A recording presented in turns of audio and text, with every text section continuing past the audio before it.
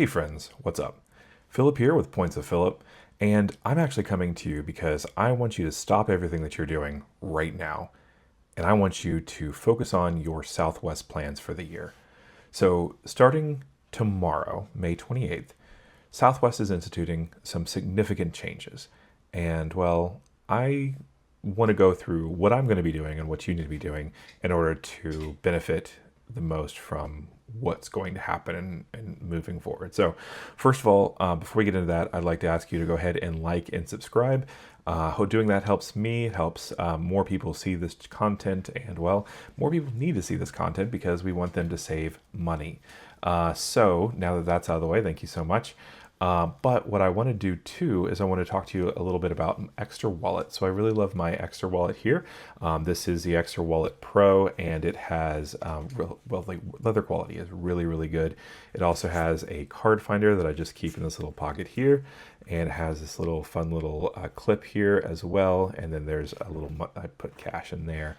And then, of course, the best thing is it has this wonderful little mechanism to field out all your cards, so fan out all your cards. So anyway, now that that's out of the way, let's get into the actual video. So I want you to go ahead and stop everything you're doing and book whatever Southwest flights you have coming up today. Because tomorrow, a lot of things change. So what's going on? So Southwest is significantly changing how they do business with fares moving forward after today ends. So May 27th is the last day to basically live the old life with Southwest, right? So free checked bags, as well as their current level base fares, and as well as their policy on flight credits not expiring, will all disappear after today. So May 28th in the morning, or probably midnight, honestly, all of these things go away, right? So Southwest will also begin its charge for assigned seats and other types of seat assignments. So if you want a seat that's closer to the front of the plane, or if you want a seat that has more leg room, well, you're going to start paying more for that, and that's going to happen tomorrow. So that's going to be important. So what should you be doing? So if you have a flight that you are not going to take, so if you have a currently booked flight with Southwest that you may not take, cancel it today.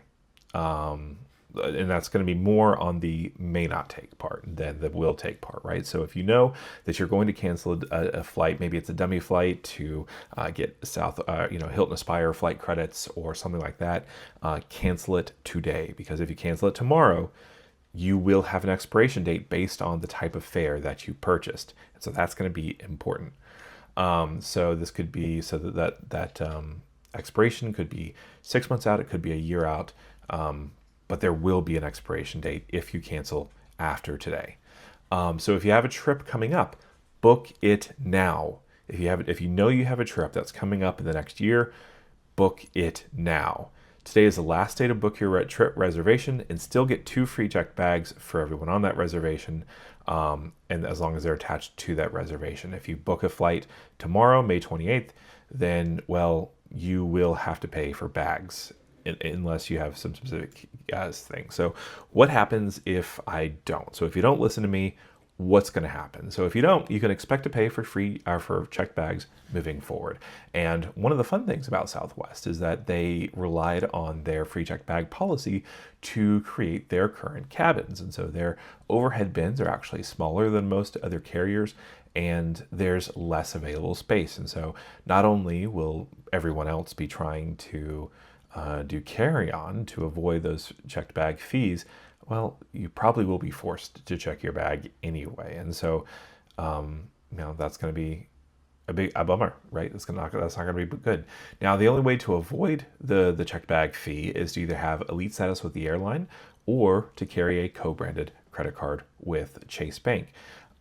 If you have that, you will get the first checked bag free for you, and then for 8 other people on your reservation. So it's going to be 9 people total on your reservation get their first free checked bag.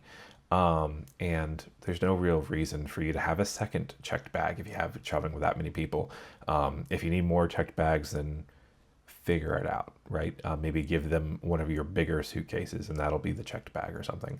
Now, you can also expect any flight credits to expire either 6 months or a year out, depending on the fare type at the time of your cancellation. You can also expect to pay for seat assignments, depending on your loyalty level and the type of card that you have. I did a video up here, yeah, and where that kind of goes over what credit cards will be able to get you moving forward with this type of situation and how you can actually book your flight. So that's going to change now. So basically, that's kind of what's going on, right? The moral of the story is do everything that you're thinking about doing today, because things will drastically change tomorrow with Southwest. And now here's the thing, right? So they're going to be changing. So the one Getaway Fare, the basic fare, is what I've been using with point redemptions, because one of the great things about Southwest up until this point was that if you canceled a redemption that you made with points, you got, first of all the points back immediately. You don't have to wait for someone to review it a week or 2 weeks away from now, aka Delta. Thank you very much for that terrible policy. But you also usually get the taxes and fees, the $5.60 back as a flight credit, and you can just hold on to it indefinitely, right? But that will go away moving forward. Now, they also are changing, or at least have changed, the earning rates on those fares. So if you get the basic fare, which gives you nothing, it doesn't give you transferable flight credit, it's not refundable, things like that, you only get 2 points per dollar that you spend on that fare. Now, if you get the Want to Getaway Plus fare, which is going to be their kind of their first step up, you get 6 points per dollar on that fare. If you get the Anytime fare, that gives you 10 points. And if you get the Business Select, that gives you 14 points. Now, I don't really see a reason to get Business Select at this time, but it's there, right? If you like giving Southwest your money, then you can get that, and you'll get 14 points per dollar.